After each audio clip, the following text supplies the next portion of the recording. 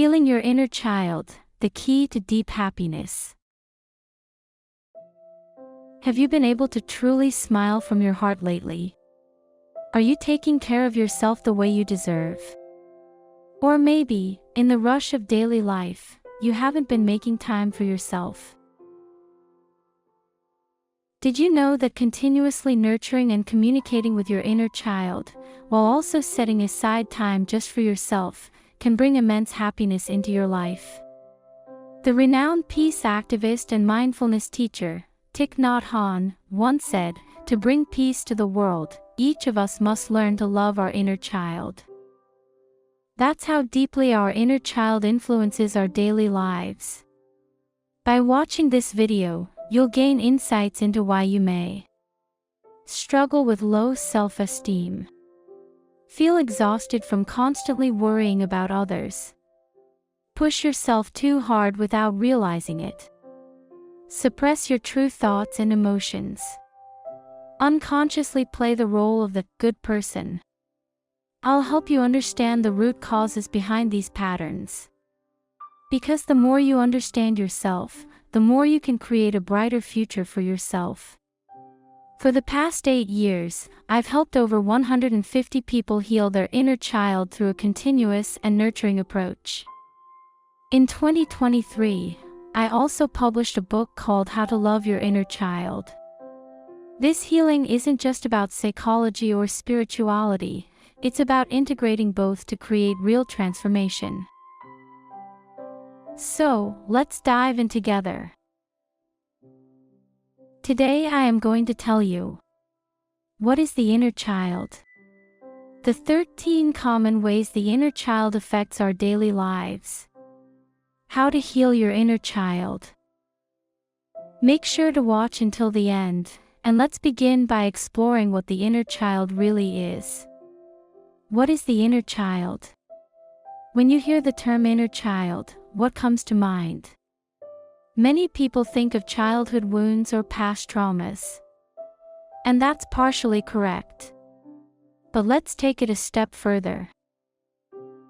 Your inner child is a part of your personality that was shaped from the moment you were conceived through your early childhood experiences. Imagine a 2-year-old child.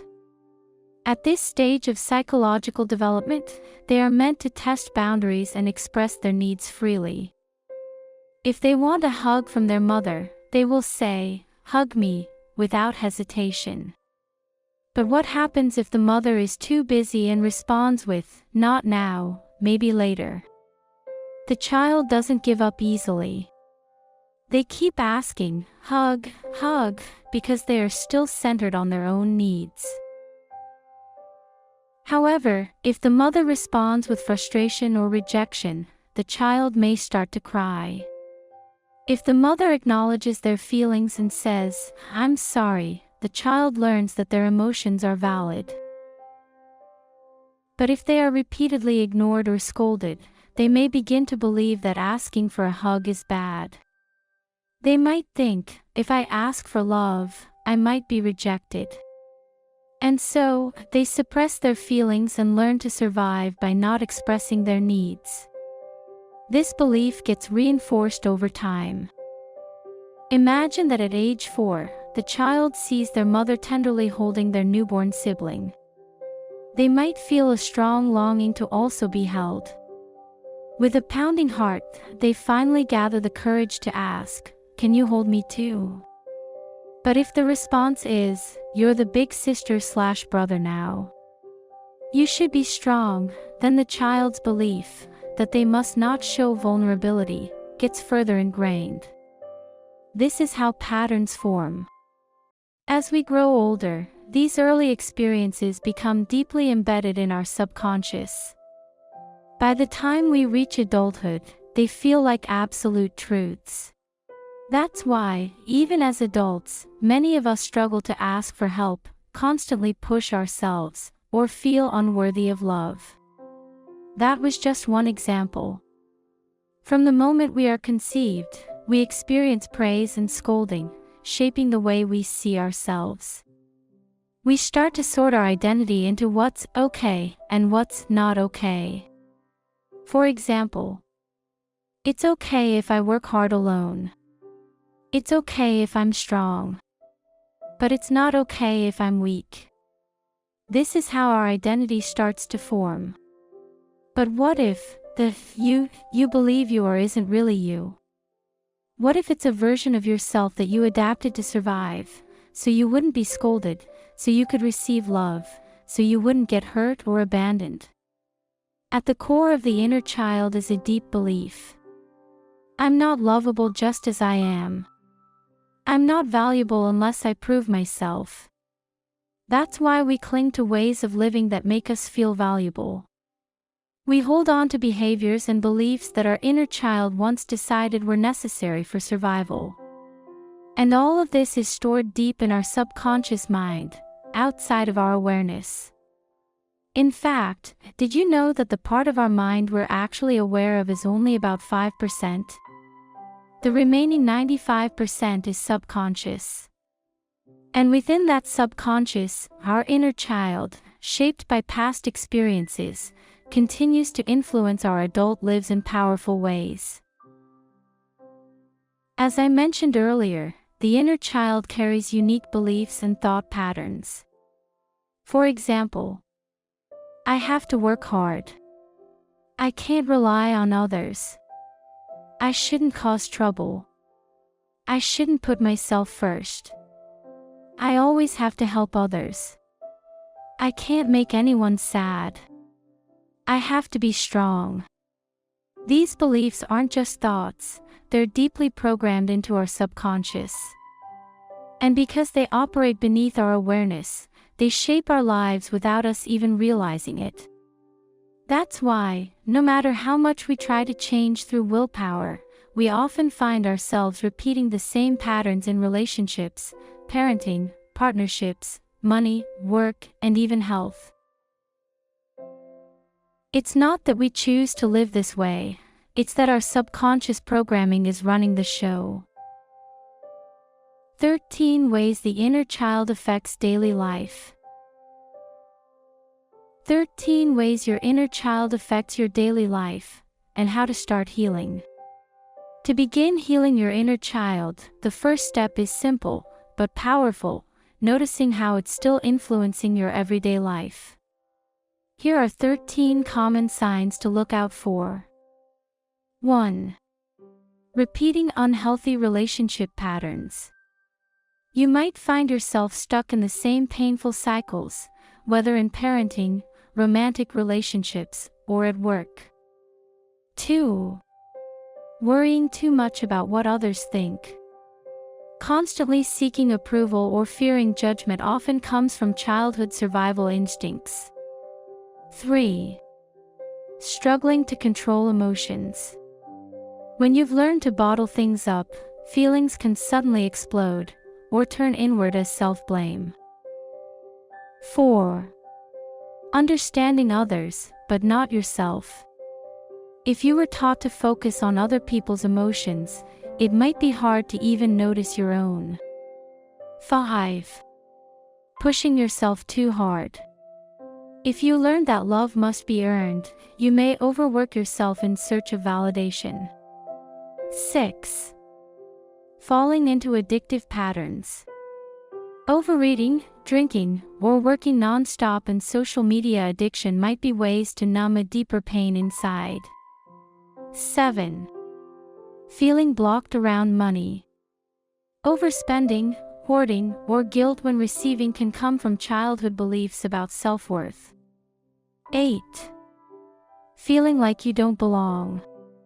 That lonely, outsider feeling often starts early, especially if your emotional needs weren't met. 9. Carrying a deep emptiness. When you've had to hide your true self, life can feel hollow, even if things look fine on the outside. 10.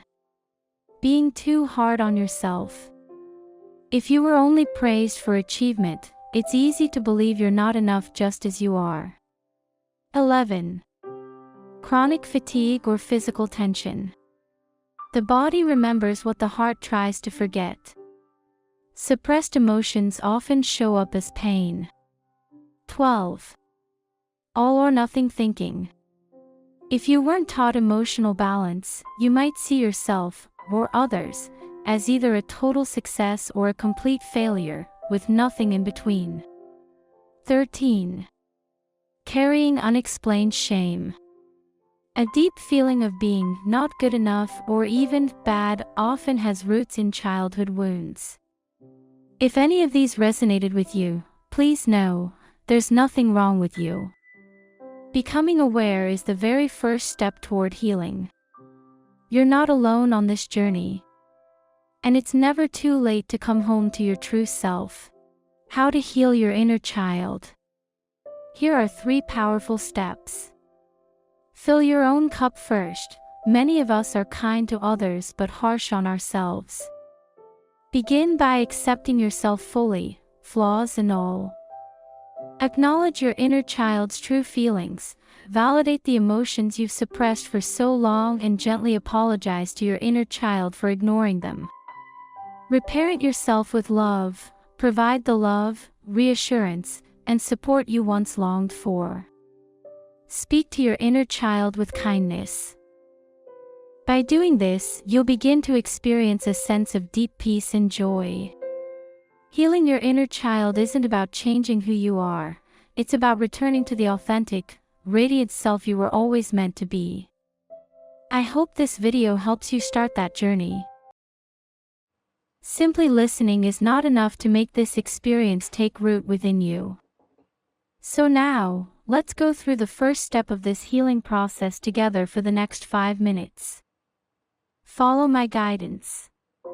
Close your eyes and take slow, deep breaths.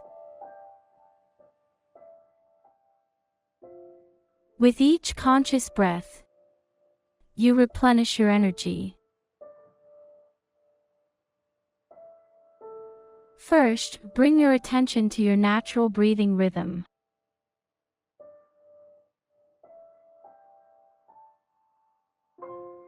Don't force it to change. Just observe. Feel the natural flow of your inhale and exhale. Once you become aware of it, allow your breath to gradually deepen.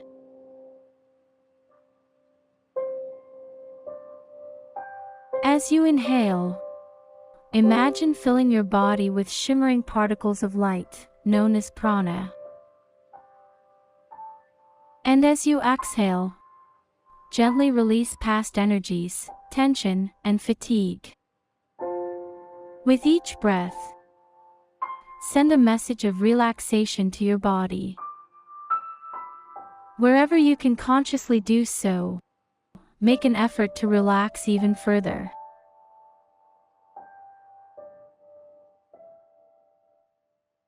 By softening your body, the energy of my words can reach deeper into your subconscious.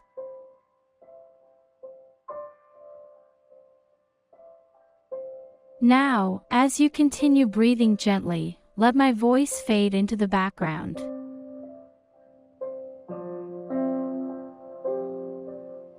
You are someone who cares deeply for others. You have worked hard for the sake of those around you. Now, I invite you to direct all that kindness toward yourself. Open your heart and breathe.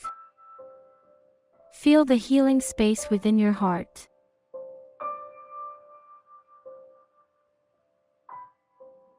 With each breath, allow that warm and comforting space to expand.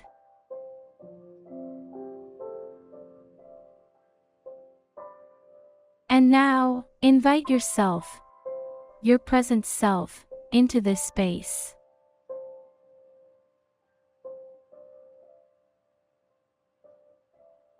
What does your current self look like? No matter what you see, acknowledge it with love. Thank you for always being here. I'm sorry for not taking better care of you.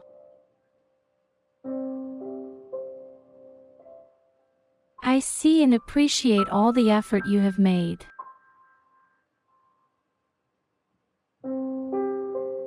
We've always done the best we could in each moment. Offer yourself gentle recognition and kindness.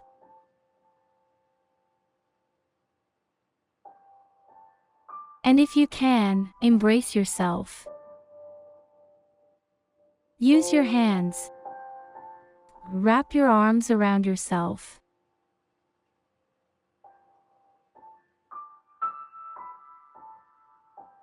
Feel the warmth of your own embrace.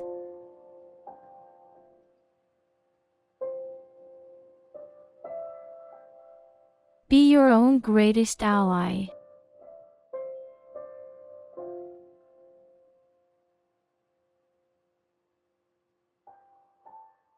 Now, take a deep, relaxing breath and slowly open your eyes. Healing begins from here. This concludes our practice. Today, we'll explore what the inner child is. 13 ways the inner child influences our daily lives. Practical steps to heal your inner child. Enjoy the journey, and let's begin. Now, go forth into your day with warmth and care.